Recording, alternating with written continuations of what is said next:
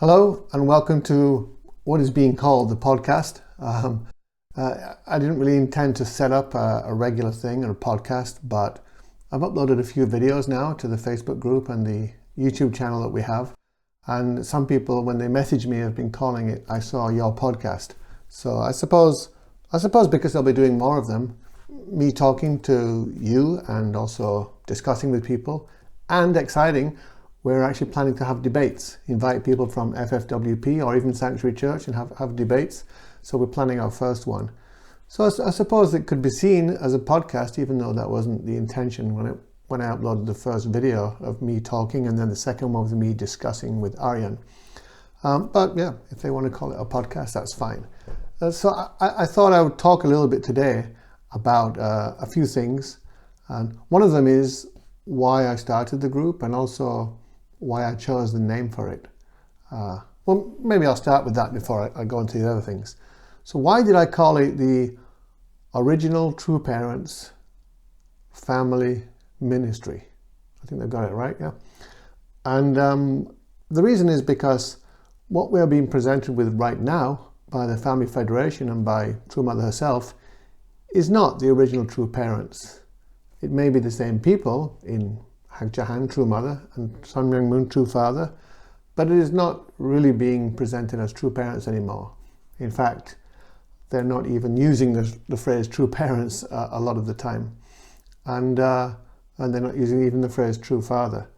So before Father passed away, maybe let's say 10 years before that, up to that point, we had a clear, unified view in our movement, in our faith, of what true parents were. And so the outreach I'm doing, and other people in other groups are doing as well, is to reinforce that we are not moving away from that we refuse to alter and corrupt our theology, and that we are going to maintain our faith in the original true parents model that we always have believed in. Ironically, those of us that are doing that are being called unfaithful by the people and leaders who have actually changed their view. So,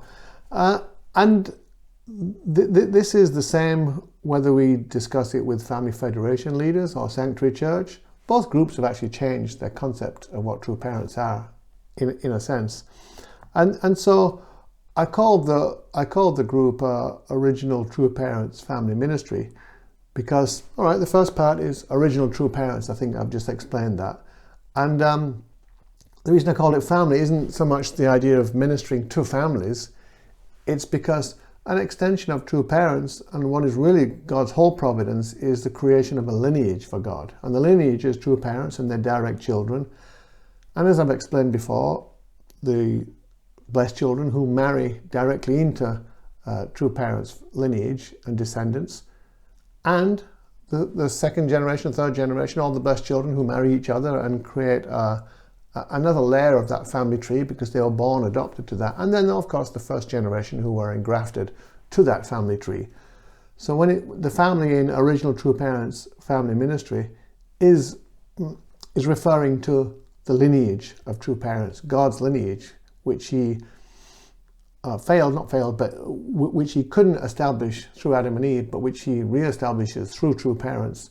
And the idea being, of course, that all those trapped, born into Satan's false lineage, sever that connection and are engrafted to true parents' lineage. So true parents' family lineage is us, and especially, of course, true parents' direct lineage. So Original True Parents Family and Ministry. I added the word ministry because I do not want to create an organization. I do not want to create a church, because once you do that, even if it's done with good intentions, it starts to have hierarchy and organization and finances, and eventually, fallen nature being what it is, the organization itself starts to become corrupt, and will do wrong things and start pushing wrong theology the same way. But the word ministry more implies taking care of people or serving God. And so you can have a ministry that doesn't actually have an organization. It's just within an existing church or outside of a church, and it's reaching out to people and serving them and sharing God's word. So the word ministry is there is to emphasize that it's not a church and organization. So Original True Parents Family Ministry. And I really want to avoid using acronyms, OTPFM, because once people start slinging back and forwards OTPFM and other abbreviations, I feel like it strips away the humanity from everything. That's why, all right, I get a little bit annoyed when I'm engaging in comments online with our faithful brothers and sisters, and it's just a word salad of acronyms, TP, TM, TF, UC, and then it just becomes almost like Morse code. And so I prefer to actually write the word true parents or true father or true mother. Maybe that's just me. So that's the reason why I named it that ministry. It doesn't mean also that there's some big organization behind it. It's just me.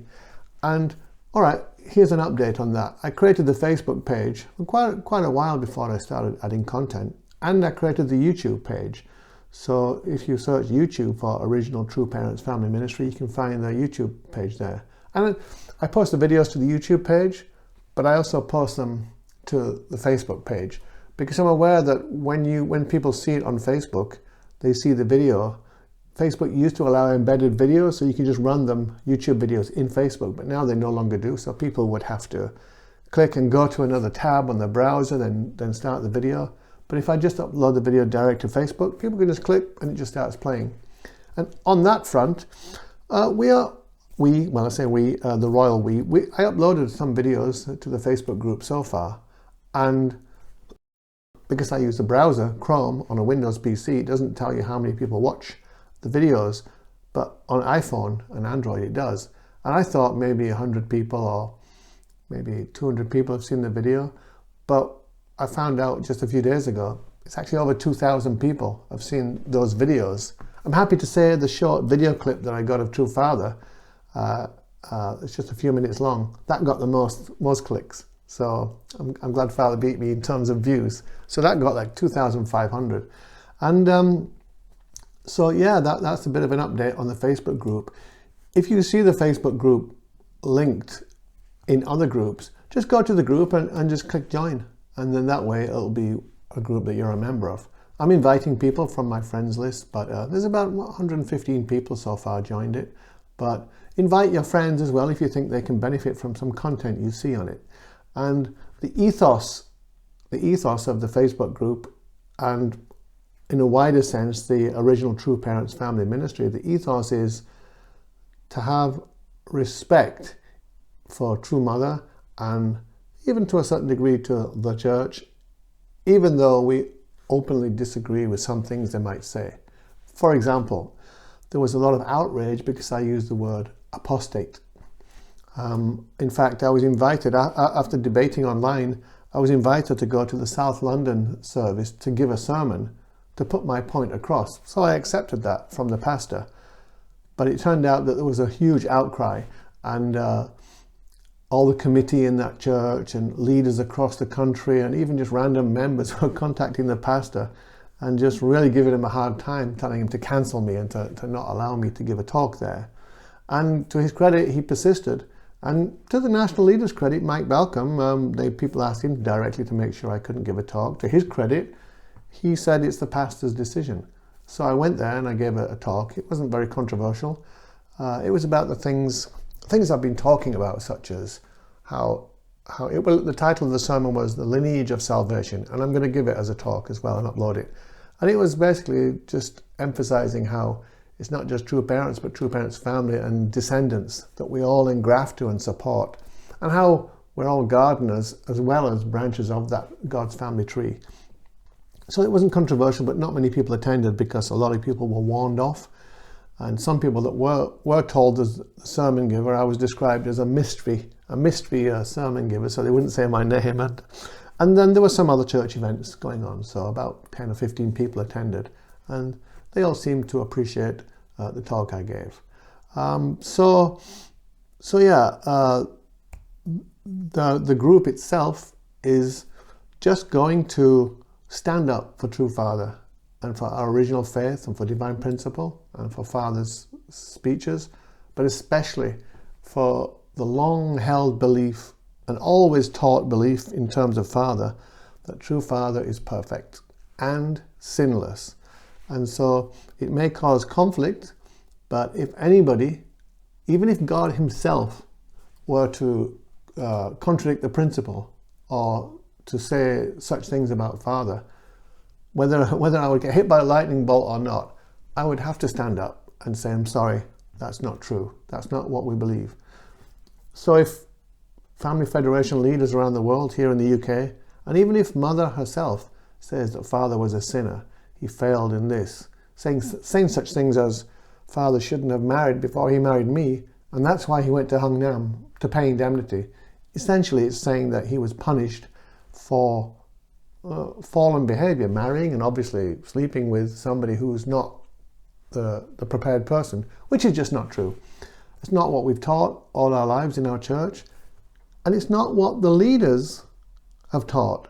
Why do I know this? Where did I learn this? That Father is perfect and sinless, and that Father finds a prepared woman from Satan's lineage to restore and marry. Why do I think this? Why do I know this?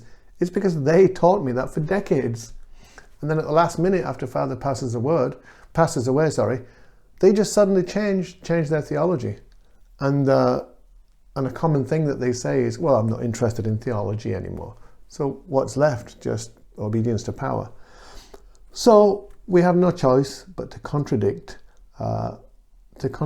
any lies about true Father. And some people do that privately. They have their own private discussions, and that's fine. But I worry about all the younger blessed children, and also first generation who haven't even met our movement yet. What story are they going to hear? So I feel like it's important to speak out. But it should be done with love and respect. I've come across people for 10 years now, who they spent their whole life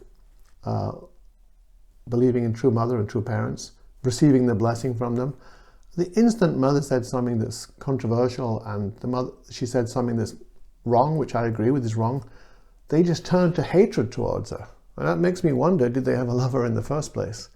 If your own mother is a wonderful mother, and then in her old age she became, I don't want to use the word senile because it sounds condescending, but all right, if she became senile. In fact, Father used to talk about what's going to happen when I got old and get senile. He mentioned that in his speeches. I always thought it was interesting. But if that does happen and your own mother starts to say horrible things about your father, which are not true, you can disagree with them, but does it mean you should not love her and you should start cursing her? Of course not. So, in our holy song, "O My Little Lambs," the most moving line is always about how God loves us when we stumble, right? And so, should we not extend that same love to true mother if we believe that she's stumbled? I mean, she's endured more than we have, like 4 children being lost, right? One is painfully traumatic and damaging to a person's soul, to lose your own child. To do that 4 times, to live your whole life loving Father and serving God's providence and having the whole world hate your family. And what do you think Satan's forces do when they realize that they couldn't defeat true Father himself? They just switch to the next link and try to find a link that they can attack. So the entire forces of hell would have been attacking true mother all her life. So, she's done her best, and now she's struggling a little bit. And so the idea with the original True Parents Family Ministry is, don't accept the falsehoods about true Father, but at the same time, don't hate your mother and don't curse her and reject her. See her as she was and as she will be. There's the old book from the 80s, the Once and Future King. So we're in the situation of the once and future Queen, aren't we? So just as God sees us as our original self, our perfected future self, and God behaves as if we're on the process to that, we should see true mother as her original state, as true mother. And if she stumbles and if she defaults in that direction, our job is to remind her gently with respect and love about what the truth is, and to respectfully disagree with any outbursts about true Father, and hopefully all our love and support can guide her back to that stage. It's not loving to patronize somebody when they're wrong or when they're doing wrong. That's not love. That's selfishness. Because to stand up, especially for family federation leaders, to stand up to True Mother when she says something slanderous against Father, is jeopardizing their position and even their salary in some situations, or they're standing in the community. So to patronize Mother and to flatter her when she says those wrong things is just selfishness. What's unselfish is to stand up for True Father, even if it means you might pay a price. Fortunately, I don't have any price to pay because I don't have a salary, I don't have a leadership position. To be honest, I don't have much standing in the community. So let's not think too highly of myself, because I'll stand up for True Father, because I have no price to pay, nothing to lose. And so maybe that's what Jesus meant when he said, blessed are the poor in spirit, right? And because they don't have much temptation to sway them, to compromise their values. So I'll stand up for True Father. And so when I was invited to give that sermon at South London Church, there was a huge amount of opposition. Emergency meetings I heard at night time, but yeah, the pastor stood his ground.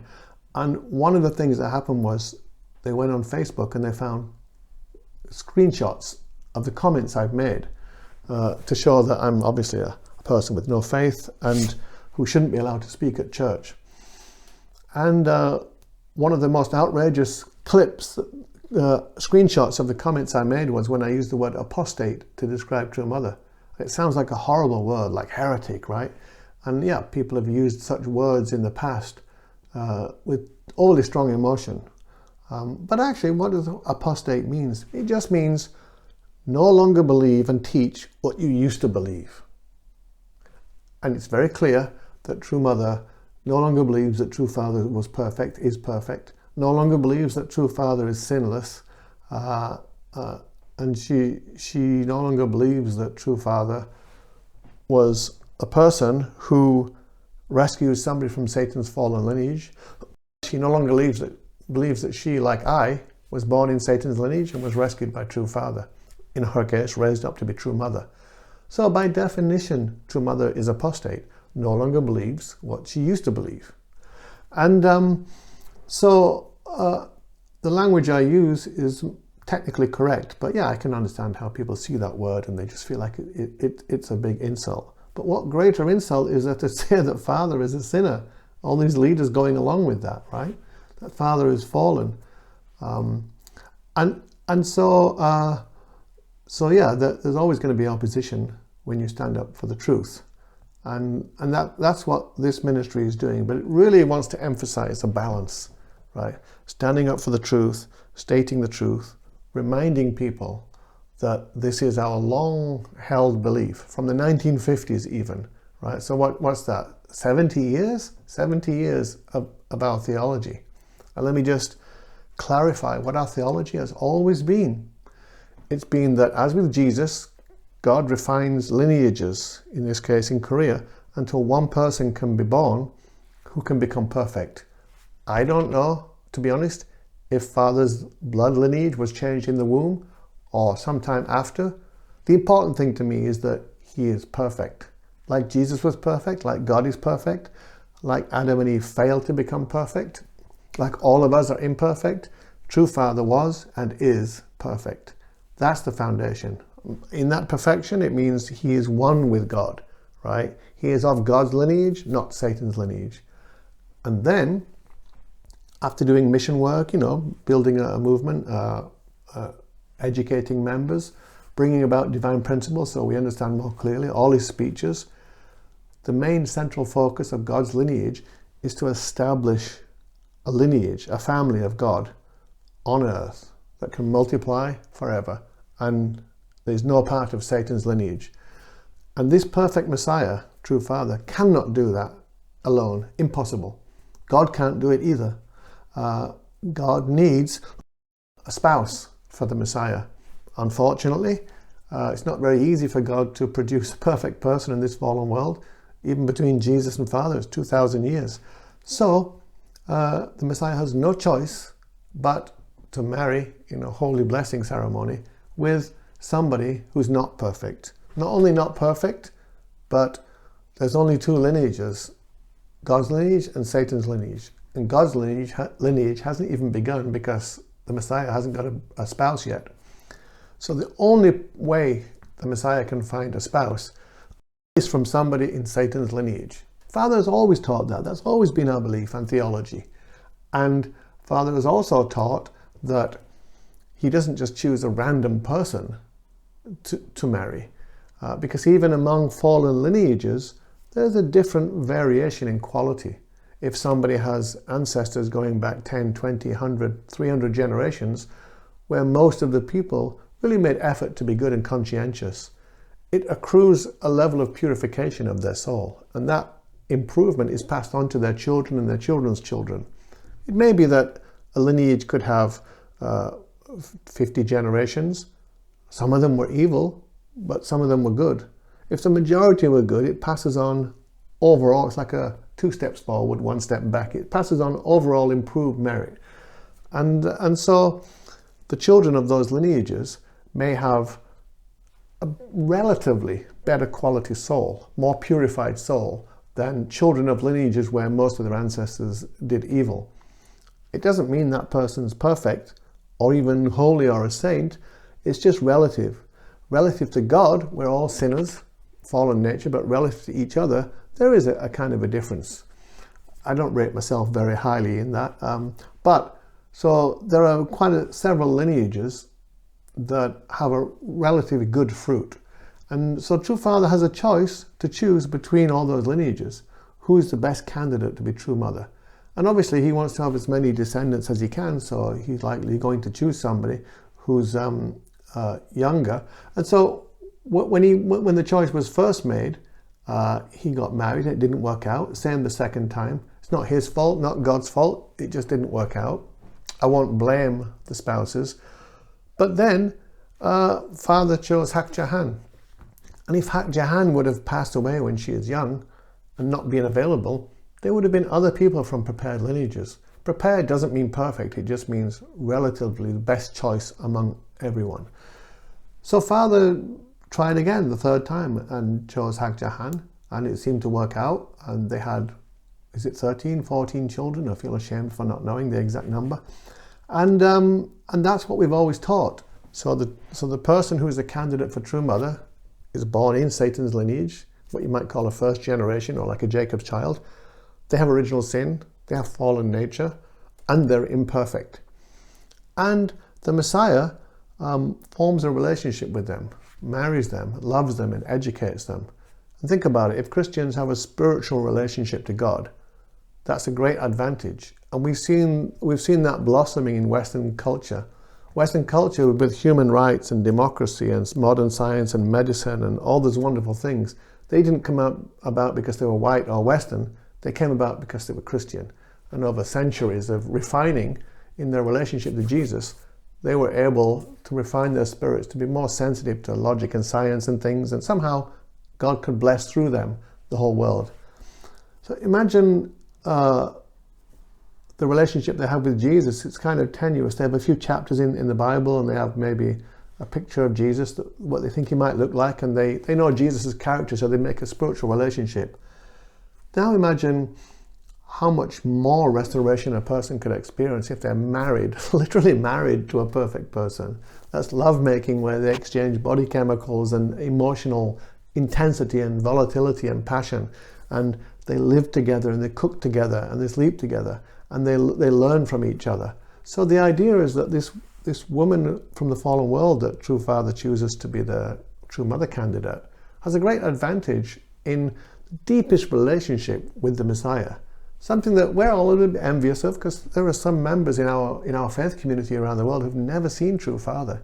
Even though they were alive a long time while Father was alive, they just saw a picture or videos and they can form a bond. So True Mother forms truly the closest possible bond with True Father. And through that, she can receive God's love directly and True Father's love directly, a form of indirect dominion. And by living a restored holy life, a life of restoration, that person can restore much quicker because they have the necessary medicine, you might call it, or life elements from God and true parents to restore. But it still doesn't mean that person is guaranteed to reach perfection, even if they try their hardest. And so true mother became father's spouse. And as Jesus said, a husband and wife, they leave their parents and become joined together, become one flesh. It doesn't mean physically become one, but spiritually, emotionally, they become one. So in this situation, what does it mean to be true mother? What I'd like to say is, being true mother is a relationship, not a position. It's not a legal designation like president or prime minister, where you're prime minister one time and then later on, 4 years later, there's an election and you just swap out the people. It's not a position. True mother is a relationship, and the relationship true mother has to father is what makes her true mother. And when she has children and with father and God's lineage starts to grow, then she's part of the origin of that lineage with God. Now, true father is still perfect, and true children and true grandchildren are direct lineage of God and true father. True mother is actually like an engrafted onto that lineage, but at the same time part of that lineage. So the point I'm getting at is that there's a lot of people think about, well, true mother doesn't agree with this theological point anymore, so therefore she's no longer true mother. That's actually crazy. True mother is true mother because she is true father's spouse. And in his lifetime, as strongly as father criticized her, he never divorced her, he never formally removed her as position of true mother. And so we shouldn't think that we can just drop true mother just because she has a strong theological disagreement with our long-held belief. Instead, we should love her in the hope that she'll come back to that. And we know she will come back to that eventually, because as Divine Principle says in the predestination chapter, God doesn't know when a person will do the thing to restore themselves, but he knows with 100% certainty that it will be done, because God will never give up. And so eventually we'll all be restored, but God can't predestine when. So we know for a fact that mother will repent of her confusion regarding true father and adopt the correct and previous viewpoint, but we don't know when. Our job is to love her and to be patient until true mother comes back to true father. And also, God and true father, Jesus, perfect people, they're not like fallen people. They don't have some turbulence in a relationship, in an eternal marriage, and then just say, right, oh, you don't agree with me on this, so I'm throwing you out, right? I'm going to replace you. No, they endure. Look at how long God has endured, kept faith in us for 200,000 years until we come back to God. So original True Parents Family Ministry takes that maternal, paternal, parental view of this situation. We are going to love true mother. We are going to consider her still our true mother. But at the same time, we're going to protect father's legacy and protect future generations that need to know the truth about true father and divine principle. In fact, I had a dream a few days ago where I met some blessed children and they'd never even heard of true father. Of course, it was just a dream, but it was pretty shocking to think about that could be a reality very soon. So yeah, that's the attitude I want to encourage regarding true mother. And I know many others are also staying with that attitude.